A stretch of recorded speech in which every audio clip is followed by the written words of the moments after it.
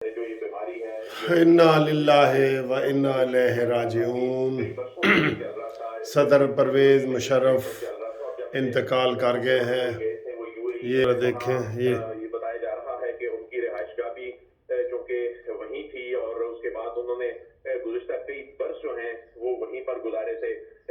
سابق صدر پرویز مشرف جو ہیں وہ پہلے بھی جب پاکستان چھوڑ کر گئے، میاں نواز شریف کا جو دور تھا 2014 کا جو دور تھا جس میں وہ واپس اس دوران واپس آئے اور اس کے بعد پھر ان پر ایک کیس بھی چلا اور اس کیس کے دوران پھر ان پر ان سے متعلق جو سنگین زداری کا جو کیس چلایا گیا، فرد جرم بھی عائد ہوئی، پھر اس کیس کو خصوصی عدالت میں کنکلوڈ بھی ہوا اور اس کے کانسیکوینسز بھی آنے والے دنوں میں پھر دیکھے گئے۔ اس میں پھر سول ملٹری تعلقات کے حوالے سے خاص طور پہ جو اس وقت تو یہ آپ نے دیکھا کہ پرویز مشرف کا وہ بتا رہے تھے، ظاہر ہے پرویز مشرف کے حوالے سے جہاں بھی نام آتا ہے تو وہاں پہ نواز شریف کا بھی نام آئے گا اور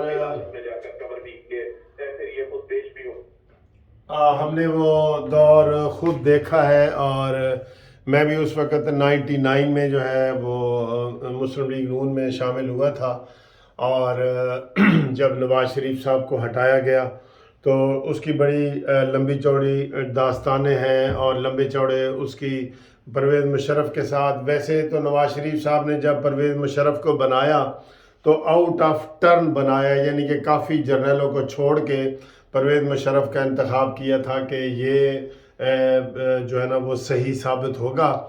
تو اسی طریقے سے جو بھٹو نے، ذوالفقار علی بھٹو نے جنرل ضیاء الحق کو منتخب کیا تھا کافی نمبر چھوڑ کے، تو اس وقت بھی یہی سوچا گیا تھا کہ شاید ضیاء الحق صاحب جو ہے بھٹو صاحب کے زیادہ فرما بردار رہیں گے، کیونکہ آئین اور قانون کے تحت سب سے بڑا عہدہ جو ہوتا ہے وہ چیف ایگزیکٹو وزیر اعظم کا ہوتا ہے۔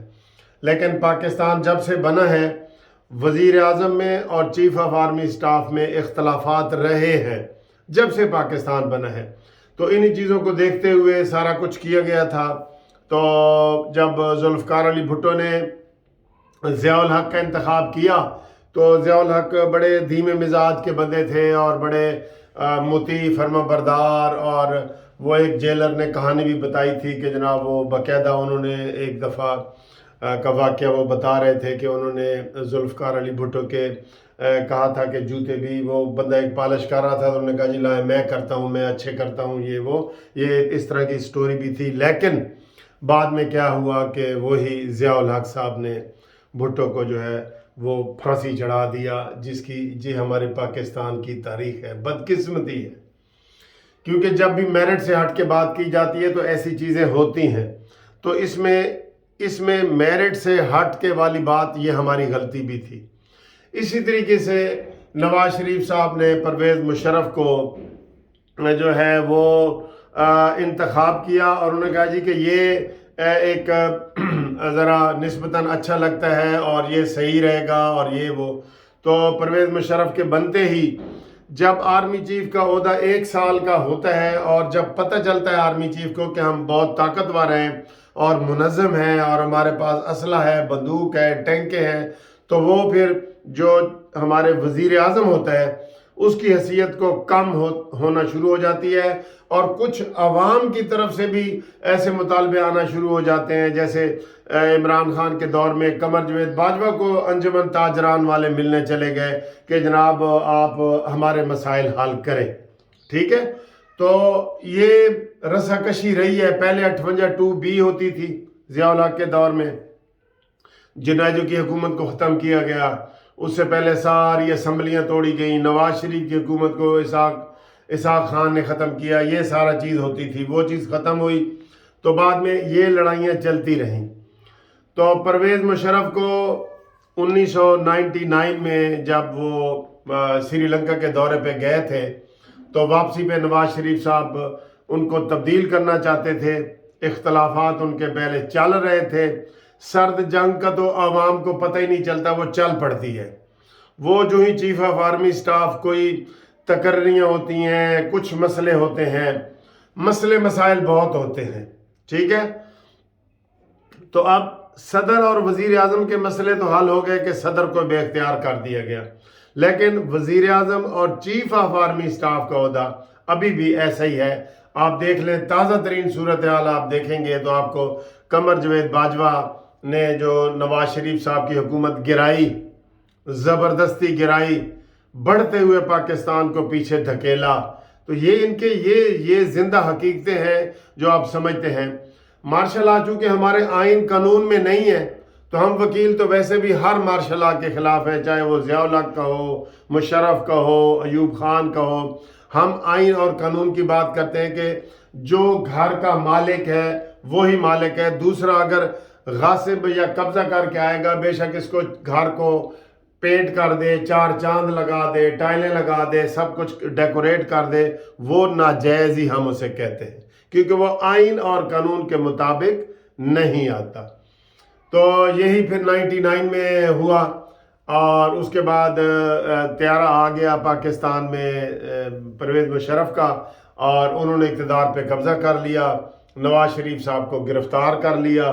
फिर नवाज शरीफ साहब को त्यारा केस में 21 साल की सज़ा हुई सिंध में, और 21 साल की सज़ा भुगतने के बाद नवाज शरीफ साहब जलावतन हुए और 10 साल तक सऊदी अरब में तकरीबन रहे। और उसके बाद फिर बेनज़ीर साहबा आई। बेनज़ीर साहबा के आने के बाद नवाज शरीफ साहब भी आए।